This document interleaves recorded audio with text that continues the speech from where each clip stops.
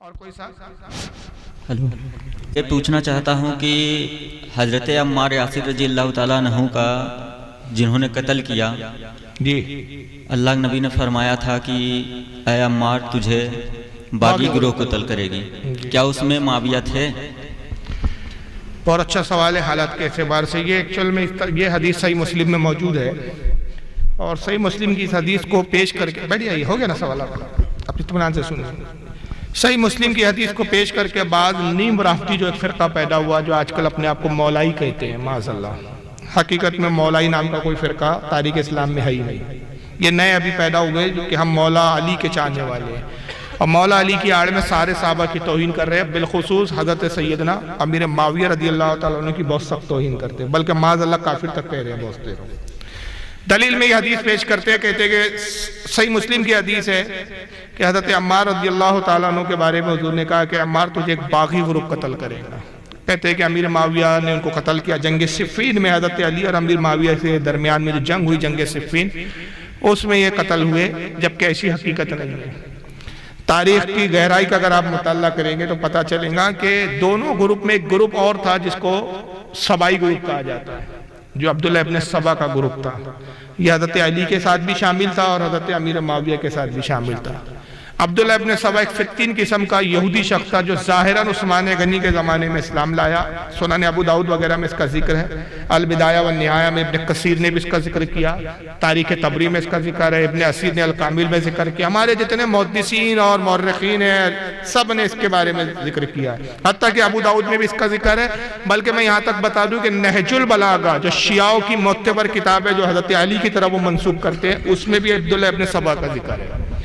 تو عبداللہ ابن سبا وہ تھا کہ جو ایک یہودی تھا، حضرت عمر سے اس کو بڑی حسد و بغض تھی، کیونکہ حضرت عمر کے زمانے میں ایران فتح ہوا تھا، وہ ایران سے تعلق رکھتا تھا۔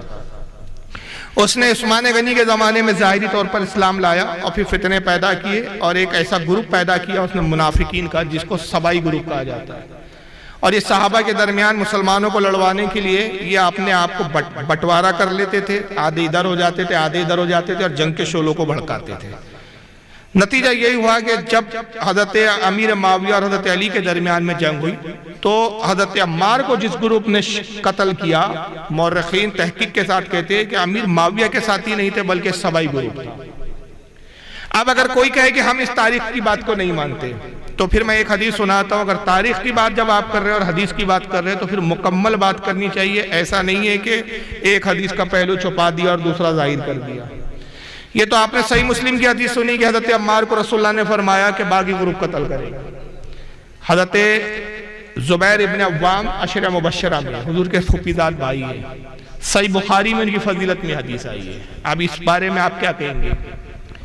میں ان معترضین کو کہہ رہا ہوں جو یہ عمار یاسر کی حدیث کو بیان کر کے امیر معاویہ پہ لعن طعن کرتے ہیں اور باغی قرار دیتے ہیں۔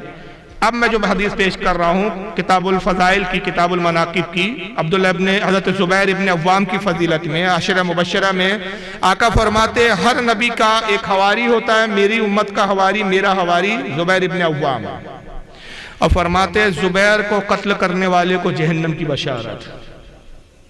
اور حضرت زبیر کہاں قتل ہوئے؟ جنگ جمل میں، جو حضرت علی کے خلاف لڑ رہے تھے۔ تو اب بخاری کی حدیث کے مطابق کیا وہی بات آپ علی پہ فٹ کریں گے؟ بات سمجھ میں آ رہی ہے کہ نہیں؟ حضرت زبیر کو کس گروپ نے مارا؟ حضرت علی کے گروہ نے۔ ظاہراً تو یہی بات ہے، ظاہراً یہی ہے، لیکن محدثین ہمارے تحقیق کے ساتھ کہتے ہیں کہ نہیں، حضرت زبیر ابن عوام کو مارنے والا بھی سبائی گروپ تھا۔ اور اس کی دلیل یہ ہے کہ جب حضرت زبیر ابن عوام کے سر کو تن سے جدا کیا جس بدبخت نے، اور اس سر کو لے کر حضرت مولا علی کے پاس پہنچا اس امید پہ کہ مولا علی انعام و اکرام دیں گے، اور اس نے کہا علی آپ کے سب سے بڑے شقی اور سب سے بڑے دشمن کا سر لایا ہوں۔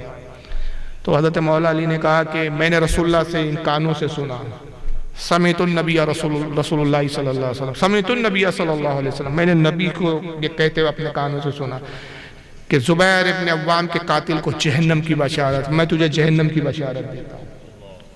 اس نے غصے میں سر کو پھینکا حضرت زبیر کو زمین پر، پیر پٹ کر کہا یہ عجیب جنگ ہے، مارو تو بھی ہم جہنمی، مر جائے تو بھی جہنمی۔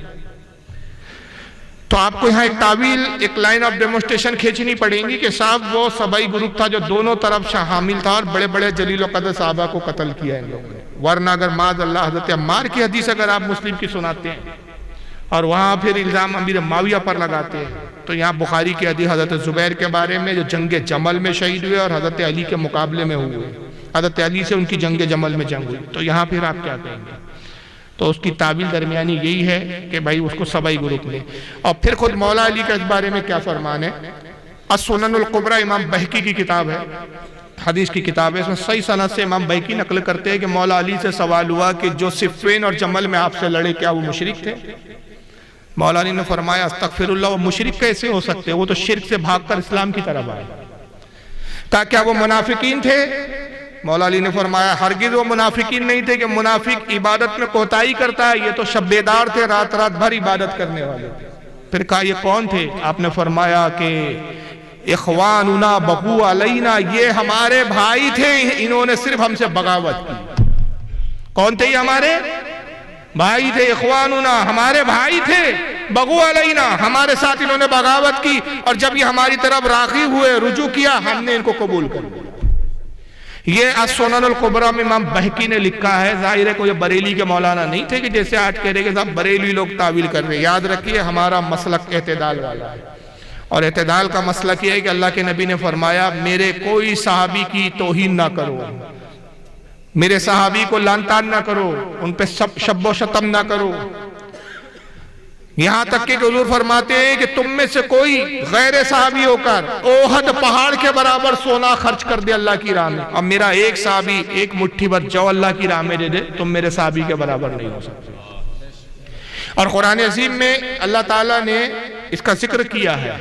اللہ فرماتا ہے کہ جو فتح مکہ سے پہلے ایمان لائے وہ افضل ان اصحاب سے جو فتح مکہ کے بعد ایمان لائے، مگر اللہ نے ان سب سے جنت کا وعدہ کر لیا ہے. وعد اللہ کل وعد اللہ الحسنہ، اللہ نے ان سب سے بھلائی کا اور جنت کا وعدہ کر لیا. اور اس کے بعد رب فرماتا ہے اللہ کو تمہارے کاموں کی بھی خبر ہے، تم کیا کرنے والے ہو اللہ بھی جانتا ہے. تو گویا اللہ جانتا تھا کہ ان اصحاب میں آپس میں اختلاف بھی ہوں گا، جنگیں بھی ہوں گی، لیکن یہ جنگ جو ہے سیاسی نوعیت کی ہے، دین کے اعتبار سے نہیں ہے. معاذ اللہ کسی صحابی کا کوئی فتویٰ نہیں ملتا کہ امیر معاویہ نے علی سے لڑا تو علی کو منافق یا کافر کہا، یا حضرت علی کی کوئی مائی کلال ایک ایسی روایت نہیں پیش کر سکتا کہ حضرت علی نے امیر معاویہ کو منافق اور کافر کہا. بلکہ اس کے برعکس حدیث کیا مل رہی ہے ہم کو صحیح حدیثوں میں کہ حضرت علی فرماتے ہمارے بھائی تھے،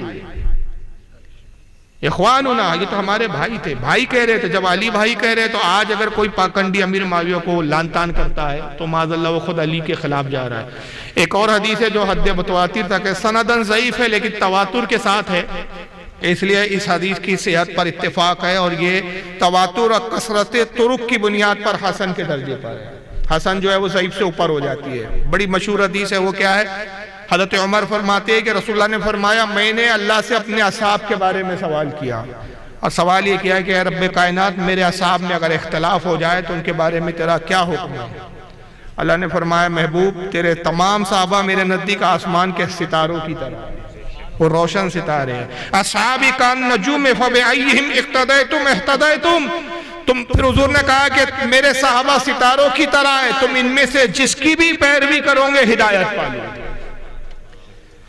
تو اس حدیث کا جو پہلا حصہ ہے یہ مشکات شریف میں بھی موجود ہے، بہت ساری حدیث کی کتابوں میں، ایک دو نہیں سینکڑوں حدیث کی کتابوں میں.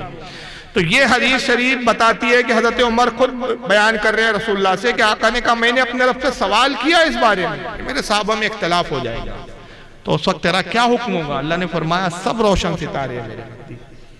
تو ان کا آپس کا اختلاف ہے وہ اجتہاد کی بنیاد پر ہے. حضرت مجدد الفسانی شیخ احمد سرہندی رحمت اللہ تعالیٰ علیہ مکتوبات ربانی فرماتے کہ عزیز ہر صحابی کا احترام کر. اگر تو نے معاویہ پہ لعن طعن کیا تو تنہا معاویہ پہ لعن طعن نہیں ہے، بلکہ آدھے نصف صحابہ حضرت امیر معاویہ کے ساتھ، نصف علی کے ساتھ ہے. اور اگر اس بنیاد پر تم امیر معاویہ کو لعن طعن کرے تو اس نصف دین سے اور نصف ایمان سے اعتماد اڑ جائے گا، کیونکہ ان صحابہ سے بھی حدیثیں آئی ہے. اچھا مجھے یہ بتائیے ایک موٹی سی بات، امام بخاری زیادہ حدیث کے سمجھنے والے بڑے محدث ہیں کہ آج کے مولوی صاحبان؟ امام بخاری کا درجہ کیا ہے بھائی؟ امیر المومنین فی الحدیث کا ہے. اور صحیح بخاری جو انہوں نے لکھی اس کا درجہ کیا ہے؟ قرآن کے بعد سب سے افضل۔ امام شافعی کی المسند ہے، وقت کے ایک بہت بڑے امام ہے، وہ امام شافعی کی کتاب پڑھتے تھے۔ ایک مرتبہ اللہ کے نبی ان کے خواب میں آیا اور فرمایا تم میری کتاب کیوں نہیں پڑھتا، شافعی کی کیوں پڑھتا ہے؟ انہوں نے عرض کیا یا رسول اللہ آپ نے کون سی کتاب لکھی؟ فرمایا محمد بن اسماعیل نے جو صحیح بخاری لکھی وہ میری ہی کتاب ہے۔ حضور نے صحیح بخاری کو اپنی کتاب قرار دیا۔ اب اگر معاذ اللہ امیر معاویہ لعنت کے مستحق ہوتے، باغی ہوتے، منافق ہوتے، تو منافق اور باغی سے روایت لینا جائز نہیں ہے، مگر صحیح بخاری میں امیر معاویہ سے کتاب العلم حدیث آئی ہے، اور وہ مشہور حدیث آئی ہے جو اہل سنت کی عقیدے کی ترجمانی کرتی ہے۔ آقا فرماتے ہیں انما قاسم واللہ یؤتی، اللہ خزانوں کا مالک ہے اور میں اس کا تقسیم کرنے والا ہوں۔ اس حدیث کا راوی کون ہے؟ حضرت سیدنا امیر معاویہ رضی اللہ عنہ، اور یہ بخاری میں موجود ہے، امیر معاویہ سے مسلم میں روایت ہے۔ تو معاذ اللہ یہ ہمارے محدثین کو نہیں سمجھ میں آیا یہ منافق ہے، ان سے حدیث نہیں لینا، آج کے پاکھنڈی ملاؤں کو زیادہ سمجھ میں آ گیا۔ تو اس پر تو بہت مسلسل گفتگو کی جا سکتی ہے، موضوع میرا ابھی وہ ہے نہیں، البتہ میری ایک کتاب آ رہی ہے، دعا کرے کہ جلدی آ جائے، 250 صفحے لکھ چکا ہوں، 300 صفحے تک جائیں گی، جس کا نام ہے افضلیت ابو بکر عمر بزبان علی حیدر۔ اس میں صرف وہ حدیثیں میں نے جمع کی ہے اور کئی حوالوں کے ساتھ، جس میں خلفائے راشدین شیخین کی جو ہے تعریف، حضرت ابو بکر اور عمر کی فضیلت اور افضلیت اور ان کی تعریف سے مولا علی نے بیان کی، جو مولا علی سے روایتیں آئی اسی کو نقل کیا۔ تو بہرحال ہمارا اہل سنت کا نظریہ یہ ہے کہ ہر صحابی نبی جنتی ہے اور ہر صحابی کا احترام کرنا ہے، ان کے درمیان جو بھی ہوا ہم اس کا سب کچھ معاملہ اللہ پر چھوڑتے ہیں، اور ان کے اندر، اور آپ کو حیرانی ہوگی کہ بعد میں ان میں رشتہ داریاں قائم رہیں۔ حضرت میمونہ رضی اللہ تعالیٰ عنہ جو حضرت ابو سفیان کی بیٹی ہے، بیٹی کی بیٹی ہے، وہ کس کی بیوی بنی معلوم ہے؟ حضرت میمونہ۔ آپ کو حیرانی ہوگی، حضرت امام حسن سے نکاح ہوا، حضرت ابو سفیان کی پوتی ہے۔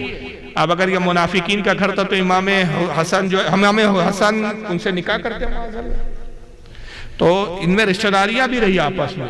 تو بہرحال یہ اختلاف جو صحابہ میں ہوا، جو جنگیں ہوئی، وہ حضرت عثمان غنی کے خون کے قصاص کو لے کر ہوئی، نہ کہ معاذ اللہ کوئی دوسرا دین کا کوئی اختلاف تھا، قرآن حدیث یا نبی پر ایسا کوئی اختلاف نہیں تھا۔ واللہ اعلم ثم رسول عالم۔